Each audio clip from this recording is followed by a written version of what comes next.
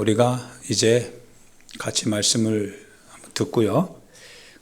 여러분과 나의 신앙은 참이냐 이 가식이냐, 이제 이러한 이 막다른 지점에 이제 서야 될 것 같아요. 우리 신앙이 참이냐 아니면 참을 가장한 가식이냐, 이런 거죠. 알곡과 쭉종이, 가라지. 알곡은 말 그대로 알곡이죠. 가라지는요, 알곡 같지만 그 안에는 알이 없죠. 가라지죠. 그래서 겨에 나는 가라지, 바람에 나는 겨.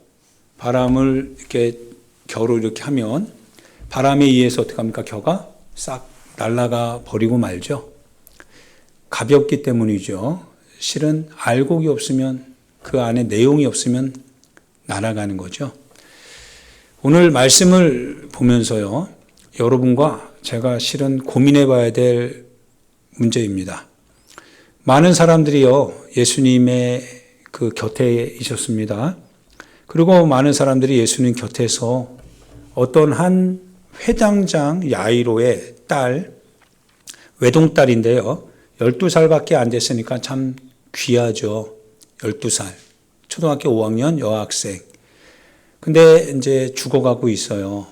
죽어가고 있는데, 실은 회당장은 그 죽어가는 딸을 살리려고 예수님께 나아오지요. 나아올 때는 실은 회당장이라고 하는 것은 어떻게 보면 공직이죠. 예수님께 회당장이 나온다라고 하는 것은 자기 자신의 공직을 내려놓겠다라고 하는 뜻과 같습니다. 왜냐하면 예수님은 잡지는 못하지만 그러나 마치 그 혐의자가 되고 있었거든요. 그러다 보니까 예수님을 따르는 사람들은 다 출교하기로 그 당시 유대 종교, 유대 당국자들 안에서 회의가 되어진 상태거든요. 하물며 회당장, 즉 공적인 직임에 자리를 하고 있었던 그 회당장이 예수님 앞에 도와달라고 한다라고 하는 것 자체는 어떻게 보면 공직을 내려놓겠다라고 하는 결단이 아니면 안 되거든요. 그러니까 굉장히 간절했던 것 같아요. 이 회당장 야이로가 자기 딸보다 더 귀한 게 어디 있어요? 여러분, 아무리 많은 걸 가지고 있어도요, 자기 딸 죽어가고 있는데 그게 뭐가 의미가 있겠어요? 그러죠? 여러분, 많은 걸 벌어놨어요. 근데 내일 당장 이제 죽어가요. 죽을 수밖에 없어요. 그러면 모아놓은 거 무슨 의미가 있어요? 그럼 무엇을 위해서 모았습니까? 무엇을 위하여서 쌓았습니까?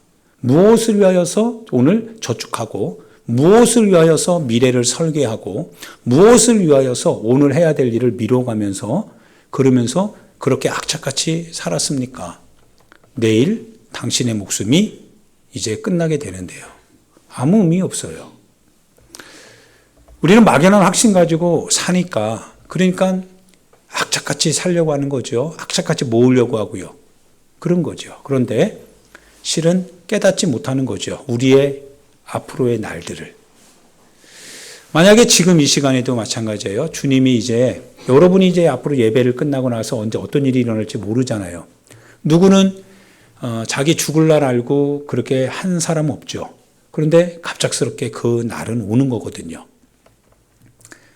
만약에 그렇다고 한다면 여러분은 지금 어떤 마음을 갖고 오늘 이 마지막 예배라고 한다면 어떻게 예배를 드리겠습니까? 마지막 예배라고 한다면. 그 예배를 통하여서요, 여러분을 이제 결정하겠다고 한다면 하나님의 나라에서 정말 너가 나의 예배자인지 오늘 이 예배를 통해서 보겠다라고 하는 거예요. 자, 그러면 여러분은 어떻게 마음가짐을 해야 됩니까? 아마 어떤 사람은 이렇게 생각할 거예요. 목사님, 저 가정 자체가 실은 너무 불확실하고 너무 우리로 하여금 긴장감 주려고 하는 얘기야. 주님이 절대 그럴 리가 없지. 근데 실은 그것도 역시 마찬가지로 가설이죠.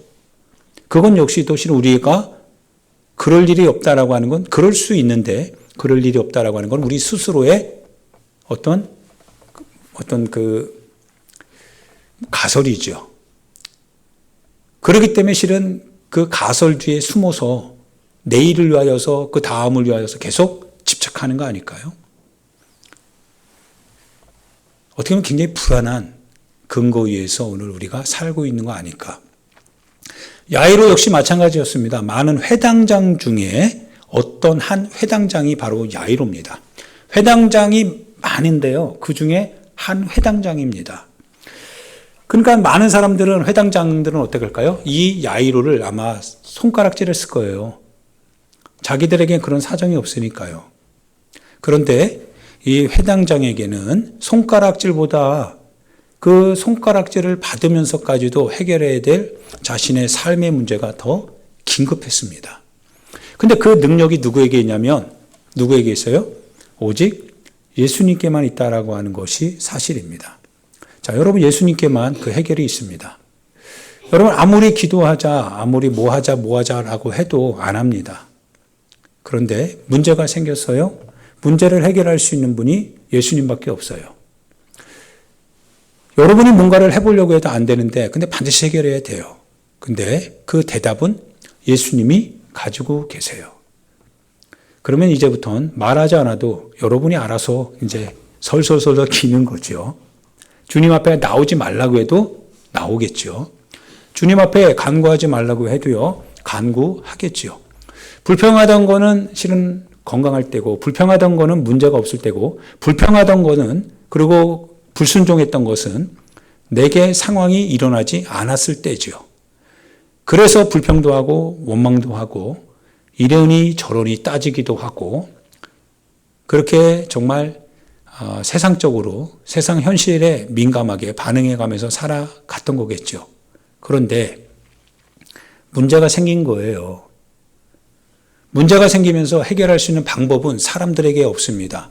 그런데 예수님이 그 방법을 가지고 계세요. 조건은 하나입니다.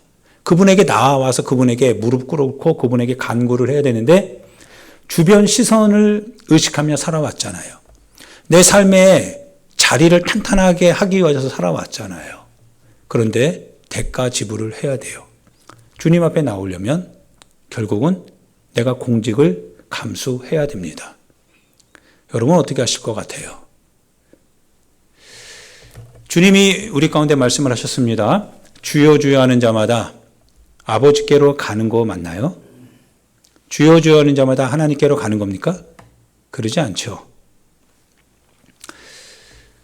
주여 주여 하는 자마다 다 천국에 들어갈 것이 아니라 예수님께서 우리에게 말씀해 주시기를, 하늘에 계신 내 아버지의 뜻대로 행하는 자라야 천국에 들어가느니라.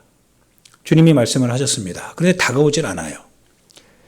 다가오질 않는 이유는 뭐냐면, 뭔가 긴급 상황이 내게 일어나지 않았던 거예요.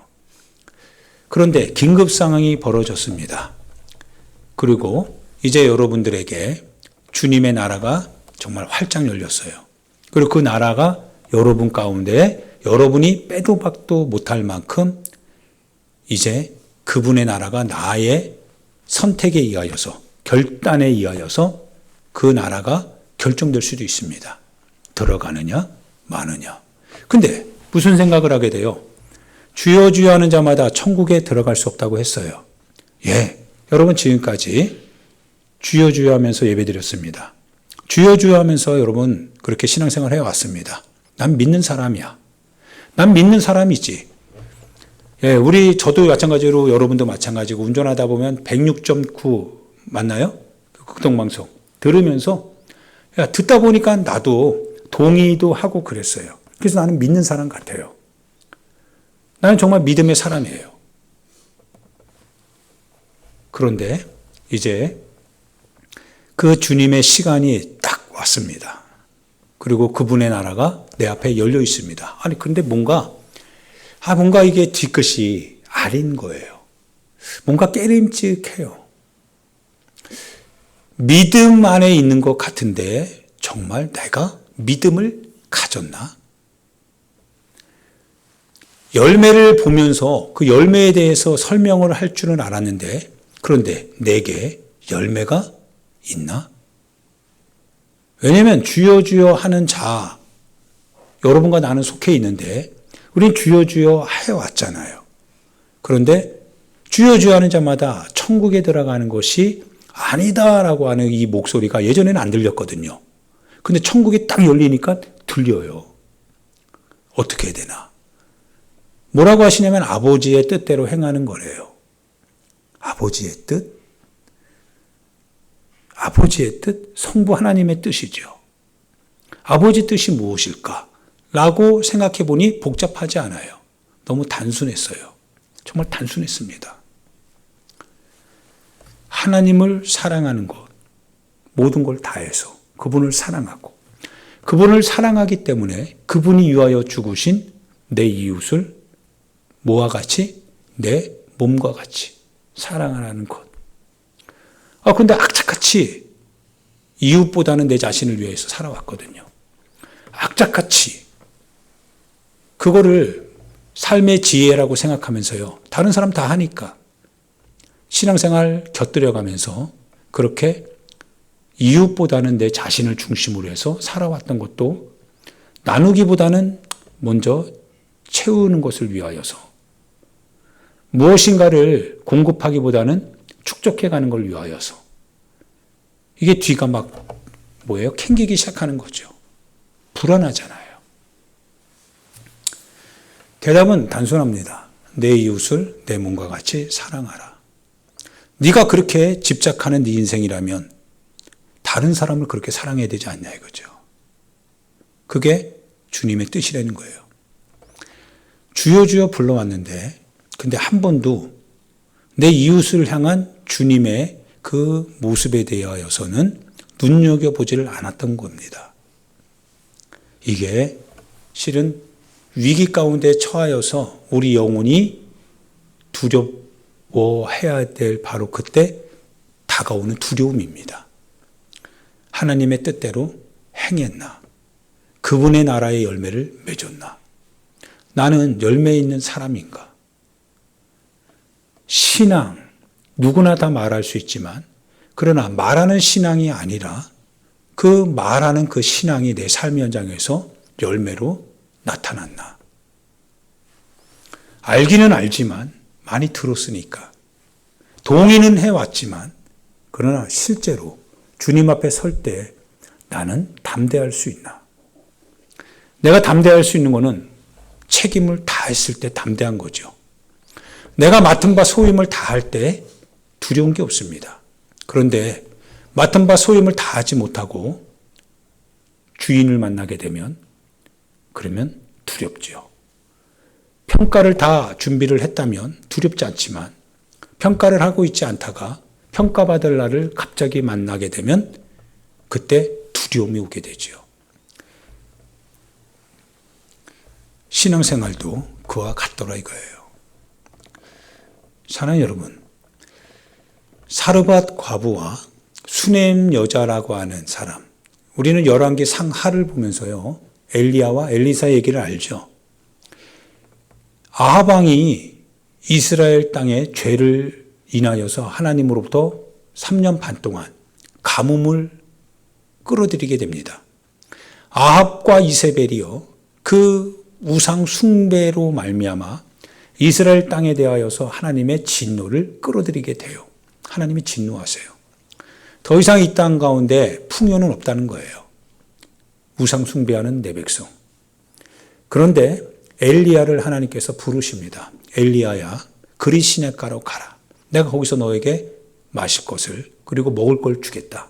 그래서 하나님께서요 그리 시냇가에서의 시냇물을 마시게 하고 까마귀를 보내서 까마귀로부터 날라오는 음식을 먹게 하잖아요. 근데 그리 시냇가도 역시 말라버립니다. 가뭄을 이길 수가 없는 거예요. 그거는 주님이 명령하신 자연 현상이기 때문에 그리 시냇가가 하나님이 아니잖아요. 그건 자연의 섭리입니다. 그 자연의 섭리에 따라서 물이 내리지 않으면 비가 오지 않으면 마르는 것처럼 그리 시냇가가 마르잖아요.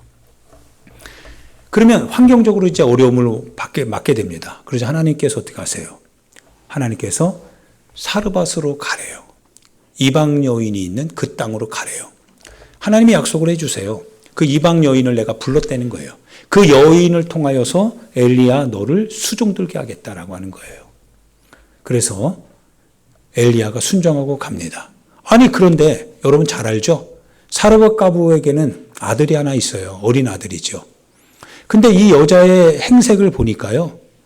이 여자가 어느 정도 가지고 있는 여자가 아니에요. 보니까 자기보다 더 심하면 심했지 심하지 않지는 않더라 이거예요. 그 사정을 들어보니까 여러분 알다시피 그 여자가 말하기를 한 줌의 밀가루, 가루 한 줌과 그리고 병에 약간의 기름이 있대요. 그래서 나뭇가지를 주섬주섬 모아가지고 그거 가지고 마지막 그 밀가루 한 줌으로 이 빵을 만든 다음에 그 다음에 자기 아들과 자기가 조금씩 먹고 그 이후는 이제 죽을 준비를 하고 있다는 거예요. 야, 이게 말도 안 되는 얘기잖아요. 근데 엘리야가 그 여자를 통해서 하나님으로부터 약속을 받는데요. 불가능한 현실이죠. 우리 지혜로는 불가능하잖아요. 우리가 생각하는 계산법에 의하면 불가능한 계산법이에요. 많은 사람, 많은 걸 가지고 있는 사람이 교회를 살려야 될 것 같은데 어느 정도 넉넉한 사람이 하나님의 위기 가운데 있는 교회, 그걸 살릴 것 같은데요. 근데 그러지 않아요. 오히려 교회가 도와줘야 될 사람이 교회를 살리더라 이거예요. 그런데 이게 안 믿어져, 현실적으로는. 엘리야 매일매일 먹어야 될 밀가루. 근데 저 여자는 가루가 한 줌밖에 없잖아. 기름이 조금밖에 없잖아.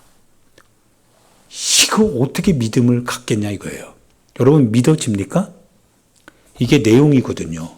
주여 주여 하는 자마다 하나님 나라에 가는 것이 아니라 이걸 믿는 겁니다. 그 믿음을 통해서 행동하는 거죠. 하나님의 뜻대로. 거기 하나님의 뜻이 있잖아요. 그 여자를 통해서 살려주겠다라고 하는, 살게 하겠다라고 하는 하나님의 뜻이 있거든요. 엘리야가 그걸 믿어요, 안 믿어요? 엘리야가 믿어요. 믿으니까 담대하게 선언합니다. 어떻게 선언해요? 잔인하죠. 여자에게 뭐라고 하냐면 네가 그 뜻대로 하려거니와 네 뜻대로 하려거니와 그런데 먼저 나에게 먼저 가지고 오래요. 정말 못됐죠. 인간적으로 볼 때는 정말 야박하죠. 아무리 목사라고 해도 아무리 교회라고 해도 그럴 수 있나. 저렇게까지 해야 되나. 이 정도입니다. 그런데 엘리야 안에는요. 약속이 있거든요. 하나님이 말씀하셨거든요. 담대하죠. 담대합니다. 그러니까 윤리를 초월하는 것 같아요. 하나님의 약속을 가지게 되면. 그러자 그 여자가 아니나 다를까 순종을 또 합니다. 순종을 해요. 그래서 나뭇가지로 이렇게 해가지고 어때요? 그걸 주잖아요. 그런데 놀라운 사건은 그 이후에 벌어집니다. 할렐루야. 놀라운 사건은 그 이후에 벌어져요. 우리 어제 토요일 날도 같이 성경 공부하면서 들었던 거죠. 사건은 먼저 보여주고 그런 게 아니고요. 항상 순종하고 나면 그 사건은 그때 이루어지더라 이거예요. 오병이어 사건 마찬가지죠. 오병이어 사건 제자들이 의심하잖아요. 이거 어떻게 이 사람들 다 먹일 수 있냐 이거예요. 이 수만의 사람인데 몇 개로? 오병이어, 떡 5개, 물고기 2마리로. 지사님 그거 가지고 할 수 있겠어요? 권사님 그거 가지고 할 수 있겠어요? 저 수많은 사람들이 막 지금 달라고 하는데 불가능하거든요. 근데 주님이 뭐라고 하세요? 그거 내게 가지고 오래요. 주님이 가지고 오래요. 엘리야랑 비슷한 것 같죠? 일단 그걸 아이가 가지고 오려면 주님이 어떻게 하세요? 하늘을 향해서 하나님에게 구하죠. 그리고 축사합니다. 그리고 떼어 나눠줘라 그럽니다. 역사가 일어나요? 안 일어나요? 역사가 일어나더라 이거예요. 하나님의 뜻대로 하니까. 그래서 사르밧 가부를 통해서요. 엘리야가 이제 시중을 받게 되고 그래서 연명하게 됩니다. 물론 그 사르밧 가부와 그 아들도 마찬가지겠죠. 가뭄이 끝날 때까지 끊어지지 않으니까요. 불가능한 현실이 가능한 현실로 바뀌더라 이거예요. 근데 이게 계산이 안 돼요. 인간의 현실로는, 인간의 과학으로는 계산이 안 돼요. 마치 황금알 낳는 거인가요? 똑같잖아요. 그건 우화지. 웃자고 교훈을 얻자고 하는 얘기지 실제가 아니거든요. 근데 현장에서 그게 일어나더라 이거예요. 여러분 잘 아는 수넴의 어떠한 여인 있잖아요. 그 수넴 여인입니까? 수넴 여인 말고 그 선지자 생도의 아내. 선지자의 생도의 아내, 선지자로 살아가는 남편이 어떤 물질적인 재정 작업을 한 적이 없잖아요. 재정 생활을 못 하잖아요. 그러던 중에 와이프하고 그 아들은 뭐예요? 살아야 되니까 빚을 얻었죠. 근데 그 남편이요, 책임지지도 못하는 채 죽어버린 거예요. 졸지에 빚을 갚아야 되니까 갚을 방법이 없잖아요. 그래서 그 생도의 그 아내가 빌린 그 주인이, 채주가 아들, 그 자녀를 볼모 삼아서 하인 삼겠다는 거예요. 이건 눈 뜨고 못 보잖아요. 안 되잖아요. 돈을 빌려서 고통하는 거는 부모면 되는 건데, 자녀가 그렇게 되는 거는, 이거는 너무 화가 나잖아요. 그래서 엘리사에게 갔던 거죠. 사정을 얘기하는데 얼마나 한탄스러웠겠어요. 내 남편이 선지자의 생도로 선지자 수업 받다가 죽었고 우리는 살아야 되는데, 근데 살기 위하여서 돈을 꿀 수밖에 없었는데, 근데 이렇게 됐다 이거예요. 어떻게 합니까? 인정사정 없습니다. 돈 앞에는 인정사정 없는 거거든요. 율법에 명한 그대로 자녀를 볼모 삼아서 그 빚을 갚으라는 거예요. 엘리사가 뭐라고 합니까? 너와 너희 그 아들이 이웃에게 가서 뭘 빌려오라? 그릇을 빌려오라고 하죠. 어떤 그릇? 빈 그릇. 빌리되 적당히 빌리지 말고 많이 빌리래요. 엘리사에게 뭔가 있는 것 같아요. 근데 아무 일도 일어나진 않아요. 그리고 빌려왔습니다. 빌려왔는데 얼마큼 빌려왔을까요? 믿은 만큼 빌려왔겠죠. 뭔 일이 일어나지 못하지만 말한 그가 책임지지 않겠냐 이거예요. 많이 빌려오라 했으니까 많이 빌려왔을 것 같아요. 그러다가 이제 기름을 채우기 시작합니다. 기름을 채우기 시작하는데요. 그릇을 채웠어요. 그리고 갖다 놨어요. 또 그릇을 갖고 오래요. 또 채웠어요. 갖다 놉니다. 병에 기름이 끝나질 않는 거예요. 그릇이 끝나면 끝났지 기름은 끝나지 않아요. 그런데 그릇이 더 이상 없었던 거예요. 엘리사가 말합니다. 야, 더 그릇 없냐? 그 말은 뭐예요? 하나님의 은혜는 계속 있다 이거예요. 그릇 없냐 이거예요. 그릇 없냐? 더 이상 없습니다. 그러자 거기서 이제 끝나게 되더라 이거예요.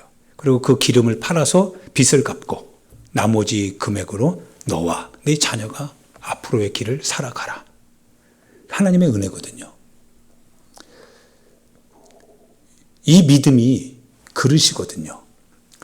믿음을 채워주시는 하나님의 은혜와 역사는, 그런데 가지고 있어야 되거든요. 믿음이. 실제적인 믿음. 근데 우리는 어떻게 합니까? 안 믿어지지요. 믿지 못하지요. 그러다 보니까 우리 스스로로 뭔가를 계속 축적하려고 합니다. 집착하지요. 앞으로의 일을 우리가 알지 못하는데도요. 물론 상황적으로 현실적으로 체주가 있었고 체주에 의하여서 지금 급박한 상황은 내 자녀가 볼모로 잡힌다는 거예요. 그 환경도 하나님이 허락해 주셨던 환경이었습니다. 그런데 해결할 수 있는 것은 그 선지자 생도의 아내가 해결을 못해요. 그러니까 간곡하게 부탁을 한 거예요. 그리고 그 해결은 하나님께서 엘리사를 통하여서 하는 겁니다. 그리고 주님이 하세요. 근데 먼저 준비되어야 하는 거죠. 하나님 앞에. 하나님은 하겠다 이거예요. 이게 성경이 우리에게 말하는 바입니다. 그런데 여러분, 이 믿음이 여러분과 나에게 있습니까? 정말 이 믿음이 여러분과 나에게 있는 믿음입니까? 아니면 오늘도 세상 사람들과 똑같이 계산기 두드려 가면서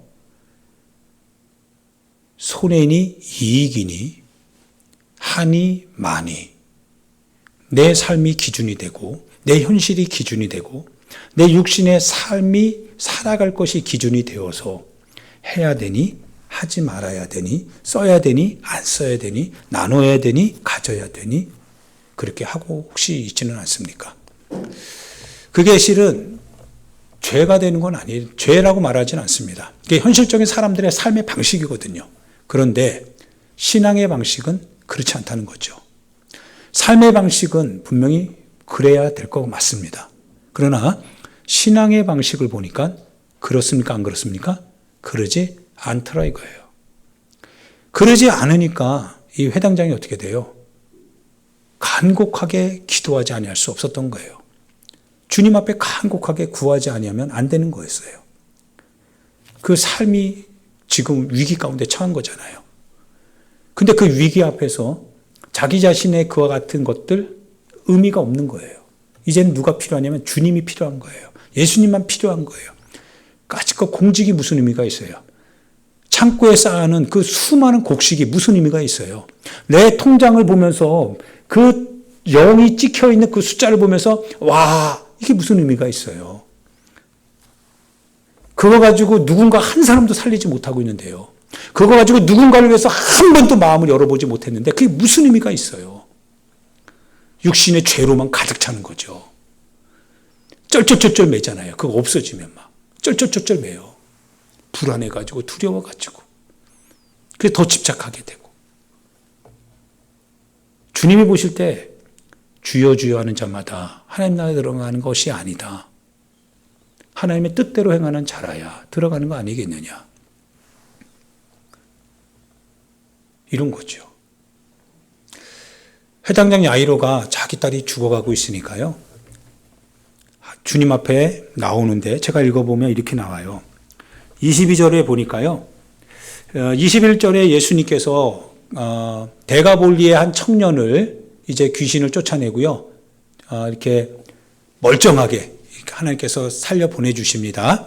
그러고 나서 이제 반대편으로 데가볼리 반대편 갈릴리 쪽으로 돌아오셨어요. 오셨더니 많은 큰 무리가 예수님을 둘러싸고 있습니다. 예수님을 둘러싸고 있어요. 얼마나 많은 사람이요? 큰 무리래요. 그래서 애워쌉니다. 회당장 중에 하나인 야이로라는 이가 와서 예수님을 보고 어떻게 했어요? 발 아래 엎드렸다고 했어요. 그냥 엎드린 겁니다. 발 아래 엎드렸어요. 예수님 발 앞에. 사람들이 많아요? 안 많아요? 사람들 다 보고 있거든요. 사람들이 다 보고 있는데 회당장이거든요. 회당장이 예수님 앞에 엎드려 사람들이 수근수근 되지 아니할 수 없습니다. 그런데 회당장이요.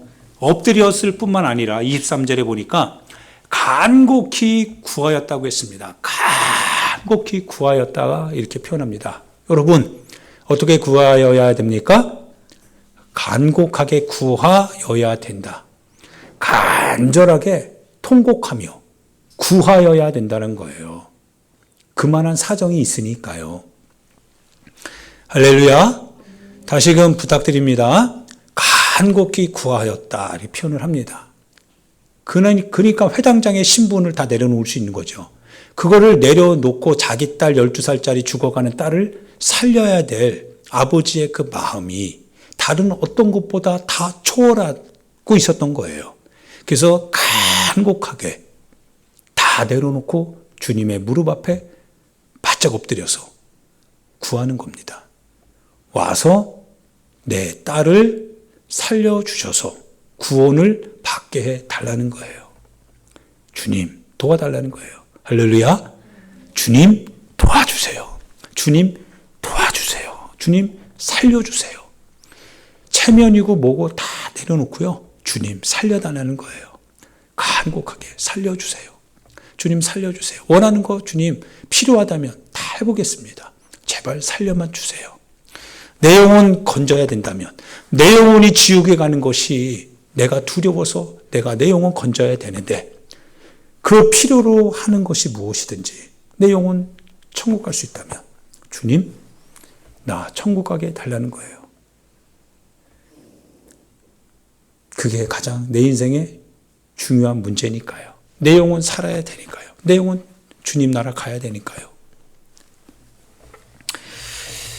그때 예수님이 따라가는데요. 큰 무리가 이렇게 에워싸입니다. 그 무리는 누구냐 이거예요. 참 항상 보면 예수님을 향하여서 어떤 사람은요, 간곡히 부탁하는 사람이 있어요. 정말 간곡하게 예수님을 붙들면서 살려달라, 살려달라, 살려달라는 사람이 있는 반면에요. 많은 무리가 있는데 이 무리들은 주님 앞에 그렇게 하질 않아요. 정말 이게 안타까운 얘기죠. 여러분과 혹시 저의 얘기이기도 합니다. 큰 무리들이 예수님을 부르기는 하겠죠. 주여, 주여 하기는 하는데요. 간곡함이 없어요. 그분에 대한 어떤 간곡한, 그분의 뜻을 실행해야 될 간곡한 마음은 없어요. 그분의 뜻대로 따라야 되는데, 순종해야 되는데, 근데 그렇게 그걸 굳이 그렇게까지 이런 간곡함은 없어요. 그냥 큰 무리 가운데 섞여 있을 뿐입니다. 적당한 선에서 들었지만 그래도 적당한 선에서 늘 언제나 자기 자신만의 기준을 놓지 않아요. 그거 가지고 가는 거예요. 그런데 이 회당장 야이로는 간곡한 거죠. 누군가는 움켜줄 때 회당장은 다 내려놓을 수밖에 없었던 그 사정이 있었던 거겠죠.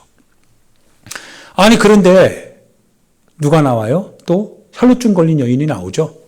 혈루증 12년 동안 혈루증 그거 해결해 보려고 발부둥 쳤지만 해결이 안 됐어요. 많은 자기가 가지고 있는 재산 다 소비하면서까지 의원이 좋다라고 하는 그 모든 거 다 처방 받아봤지만 안 됐어요. 그래서 마음만 더 크게 상할 수밖에 없었던 이 혈루증 걸린 여인. 얼마나 간절했겠어요. 간절했겠죠. 이 혈루증 걸린 여인이 예수님을 옷깃만 만져도 나을 수 있겠다. 믿음입니다. 그리고 믿음이 실제로 행동으로 옮기게 했습니다. 믿음을 가지고 옷깃만 만지면 나을 수 있겠다. 우리는 듣잖아요. 듣고 잊어버리잖아요. 그런데 여자는 듣고 그거를 그대로 반응합니다. 옷깃만 딱 만져요. 그런데 자기 혈루증이 확 나은 거예요. 자기가 알잖아요. 자기 문제를 자기만 알고 문제에 대한 해결도 문제를 가지고 있는 사람이 아는 거거든요. 해결받았어요.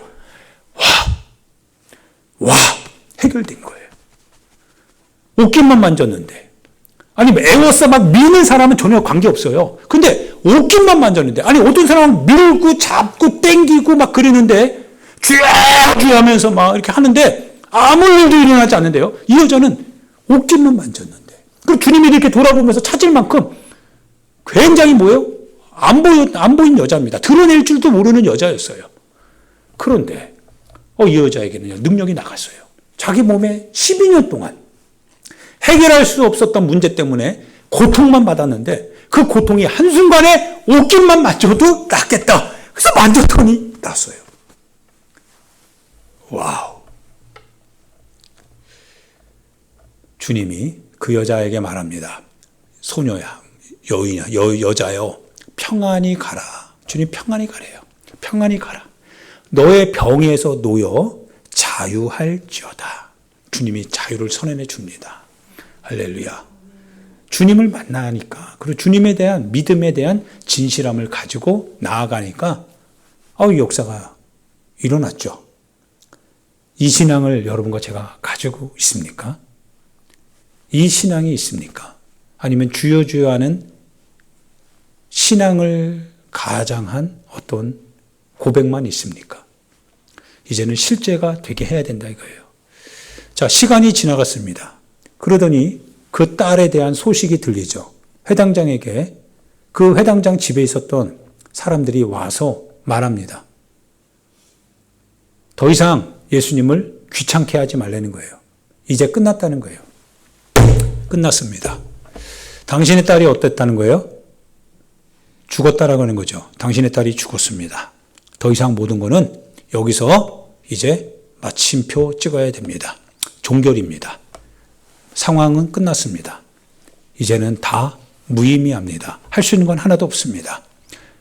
그때 예수님이 참 뭐라고 하시냐면요. 예수님이 이 말을 할 때 사람들이 비웃습니다. 비웃는 행동을 예수님이 하세요. 예수님이 뭐라고 하시냐면 그 회당장에게 말하기를 두려워하지 마라. 믿기만 해라. 두려워하지 마라. 믿기만 해라. 속으로 외쳐봅시다. 두려워하지 말고 믿기만 해라. 두려워하지 말고 믿기만 해라. 두려워하지 말고 믿기만 해라. 그러니까 사람들이 어때요? 사람들이 비웃는 거예요. 죽었잖아요. 상황은 끝났잖아요. 상황은 이미 종료됐습니다. 아무리 목사님이 그런 얘기해도 뭐예요? 내 마음은 결정이 됐다 이거예요. 내 마음은 결정됐기 때문에 그거는 보고만 해서 들리는 좋은 소리이긴 하지만 지금은 목사님 내가 결정했습니다. 지금 그거 나 듣지 않아요. 들을 그런 어떤 틈도 없어요. 왜냐하면 나는 지금 살아야 되거든요. 이렇게 가야 되거든요. 예, 그게 하나님의 말씀인 거 알아요. 그리고 목사님이 그 얘기하고 있는 거 알아요. 그런데 나는 이미 결정했어요. 이미 일어난 사건에 대하여서 사람들은요, 더 얘기를 하면 어때요? 비웃기 시작합니다. 막 이렇게 저렇게 비판하기 시작합니다. 조롱하기 시작합니다. 이미 상황은 끝났는데, 이미 상황은 다 끝났는데, 그리고 이미 그거는 판명 난 건데, 결정 난 건데, 확실한 건데, 죽은 건 확실한 거잖아요. 확실히 죽었어요. 숨이 안 쉬어지는데 뭐. 이미 죽었고 건드려도 반응하지 못하는데 시체죠. 근데 예수님이요. 야이를 향해서 말하기를 두려워하지 말래요. 사람들의 소리에 휘둘리지 말래요. 현실적인 그런 결정에 휘둘리지 말래요. 그 상황에 대하여서 너 두려워하지 말라는 거예요. 휘둘리지 말라는 거예요. 아니 이미 모든 게 다 끝났는데 모든 상황은 다 종료가 됐는데 어떻게 해요? 근데 주님은 종료가 된 게 아니래요. 아직 안 끝났대요. 다 끝났는데. 자기 딸 죽었잖아요. 자기 딸 죽었잖아요. 끝난 거거든요. 근데 주님이 두려워하지 말래요. 믿기만 하래요. 도대체 어떻게 믿어요? 도대체 뭘 믿으라고 하는 거예요? 이미 죽었는데 죽은 이 딸 앞에서 도대체 뭘 믿으라고 하는 거예요? 그러죠? 뭘 믿을 겁니까? 어떤 걸 믿어야 돼요? 모든 상황은 다 이렇게 펼쳐져 버렸는데 모든 결과는 다 끝났는데 믿으라고 하는데 그럼 뭘 믿냐 이게 뭘 믿냐? 이제 다 정리해야 되는데 근데 주님이 믿으래요. 믿으래요. 여러분 어떻게 하실 거예요? 믿을 거예요? 믿지 못할 상황인데 그걸 믿으라고 하면 사람들이 뭐라고 하냐면 그러니까 니네 욕먹는 거야. 그러니까 니네들만의 언어를 가지고 뭐 하나님 이렇게 짓고 까불고 막 그러는데 그러니까 욕먹는 거야. 왜 안 따라가는 거야? 현실의 소리에 왜 안 따라가? 현실이 반응하는데 현실이 만들어낸 이 결과에 너희들은 왜 안 따라가는 거야? 그러면서 교회를 향해서 막 조롱하는 거죠. 비판하는 거죠. 비난하는 거죠. 우리한테 그런 소리 하지 말라는 거죠. 현실은 냉정하다는 거예요. 냉혹하다는 거예요. 과학은 분명하고 탁월하다는 거예요. 더 이상 신앙의 소리가 들어갈 자리는 너희들끼리 하지 여기서는 할 이유가 없다는 거예요. 그래서 예수님이 지금 어디서 이 일을 하고 계세요? 교회에서 하고 있나요? 예수님이 하는 이 일이 하나님의 나라에서 하는 건가요? 그거 아니죠. 어디입니까? 현장이거든요. 많은 사람들이 비난을 하는 그 현장이거든요. 하나님의 역사는 현장에서 일어나는 거예요. 많은 사람들이 안 믿는 바로 그 현장에서 하나님의 역사가 일어나는 거예요. 바로 믿음은 거기서 역사가 일으켜야 될 것이 바로 믿음의 요소라고 하는 거예요. 근데 그게 쉽지 않거든요. 왜냐하면 이미 내 안에도 그게 고정되어 있거든요. 살아가는 삶의 방식에 대해서 살아가는 삶의 그 어떤 형태에 대하여서 이미 나는 지금까지 살아온 경험과 살아갔던 사람들의 얘기와 내 주변에 살아가는 사람들의 모습을 보니 나도 그렇게 하지 않으면 안 된다라고 이미 나는 결정하고 있거든요. 근데 거기서 예수님이 확 와가지고 두려워하지 마라. 믿기만 해라. 그러면서 신앙의 선택을 하라고 한다면 어떻게 신앙의 선택을 해요? 욕먹는데, 비웃음 당하는데, 조롱받는데, 손해보는데, 근데 믿기만 하래요. 두려워하지 말래요. 그리고 그 죽은 현장으로 주님이 데리고 가세요. 죽은 현장으로 주님이 가요. 가가지고 어떻게 하세요? 주님이 소녀를 향하여서 손을 딱 잡아요. 우리의 삶에 주님의 손이 있어야 되는 거죠. 그 주님의 손이요, 우리 기도에 대하여서, 이 기도는요, 할까 말까 이런 기도가 아닙니다. 반드시 할까 말까가 아니에요. 그거는 간 보는 사람입니다. 비겁한 사람, 늘 간 보는 사람, 두 마음을 품은 사람. 그게 아니라 하나님 앞에 결단을 하는 거죠. 하나님 앞에 결단을 했는데 이제 모든 주사위는 주님께 옮겨지는 겁니다. 주님이 이제 하지 않으면 안 되잖아요. 내 죽은 현장, 죽을 수밖에 없는 현장, 모든 게 다 끝나버린 현장. 근데 주님이 그렇게 두려워하지 말라고 해서 그렇게 순종했던 그 현장. 주님이 하셔야 되잖아요. 그래서 우리가 할 수 있는 건 간곡하게 기도하는 것밖에 없어요. 간곡하게 주님 앞에 무릎 꿇고 엎드려서 살려달라고 하는 것밖에 없어요. 살려주세요. 살려주세요. 살려주세요. 주님이 그 소녀의 손을 딱 잡아요.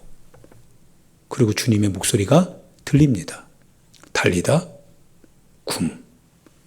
소녀야 일어나라. 그러니까 소녀가 어때요? 소녀의 혼이 돌아와요. 그 소녀가 일어나요. 놀랍잖아요. 근데 이게 뭐냐? 환상이냐?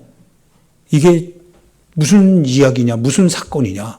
이거 우리 잘못 본 거 아니야? 주님이 뭐라고 하세요? 먹을 거를 줘라. 먹을 걸 주래요. 소녀가 그 먹을 것을 딱 봤더니요, 먹지요. 누가 감사했을까요? 그리고 누가 부끄러워했을까요?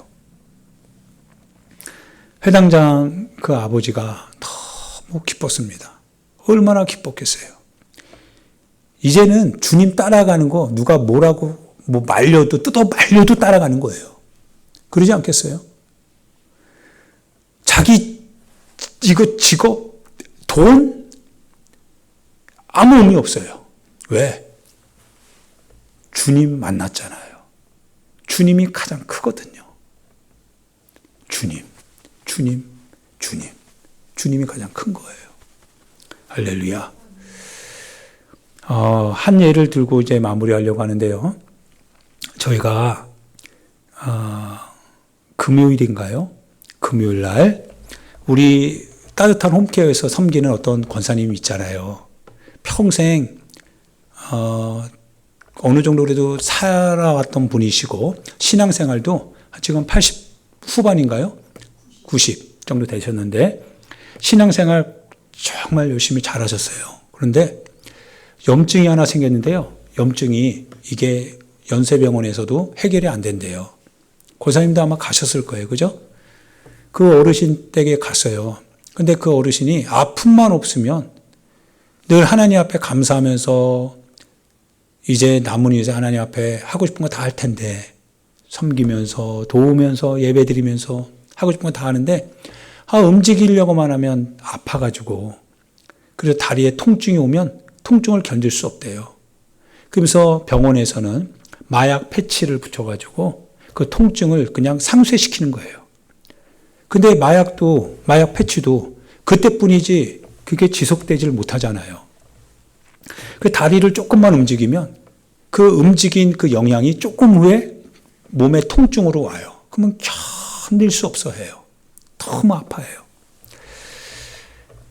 하나님 앞에 기도하는 거죠. 하나님 앞에 기도해요.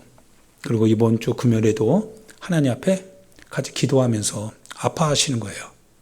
그리고 간단하게 찬송하고 그리고 통성으로 우리 옆에 있는 목사님하고 그리고 권사님하고 아무도 없었어요. 안 믿는 보호사분이 계셔가지고 보호사 없는 시간에 그래서 그 시간을 이용해서 저와 목사님하고 그리고 권사님하고 같이 세 명이서 아픔이 오기 시작하니까 이제 누우시라고 하고 그리고 그 목사님은 다리 잡고 그리고 저는 손잡고 머리에 안수하고, 그리고 먼저 통성으로 세 명이서 같이 기도하기 시작했습니다. 예, 막 기도했어요. 방언하면서 막 권사님도 방언하고 저도 하고 같이 방언으로 막 기도하면서 하나님 치료해 달라고, 하나님 역사해 달라고 막 기도했어요. 그리고 어느 정도 기도를 다 한 다음에 이제 마무리하면서 제가 이제 같이 하나님 앞에 선언했어요. 하나님 앞에 선언하면서 기도했죠. 그리고 기도를 딱 끝마치고 그러고 나서 주기도문으로 예배를 딱 마쳤어요. 권사님이요, 눈을 딱 뜨시면서 다리가 갑자기 막 뜨거워가지고요, 막 그랬대요. 그러더니 이렇게 지팡이 짚고 이렇게 자기 저기 방으로 들어가더니 뭘 가지고 나오세요. 그들이 쌈짓돈 있잖아요. 그걸 이렇게 주섬주섬해서 펴서 봉지에다 딱 넣으시면서 하나님이 치료해 주신 것에 대한 감사로 하나님 앞에 감사해야 되겠다는 거예요. 감사원금을 드려요. 감사원금을 드려요. 그래서 오늘 감사원금 드렸는데, 하나님 앞에서 병원도 안 되는 거거든요. 치료가 안 된다는 거예요.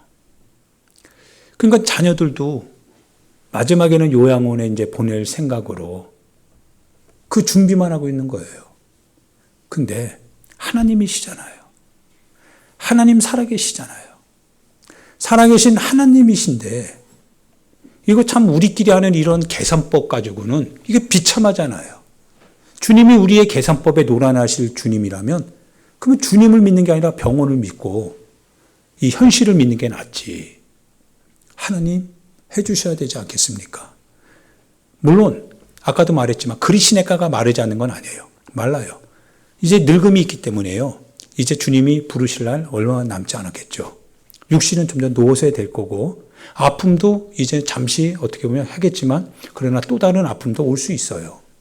육신의 노화 속에서 오는 아픔이거든요. 그런데 우리는 하나님이 할 수 있는 가능성마저도 다 우리 계산법에 의해서 밀어던지고 우리끼리 계산해 놓은 다음에 하나님 앞에 뭐 하는 거예요?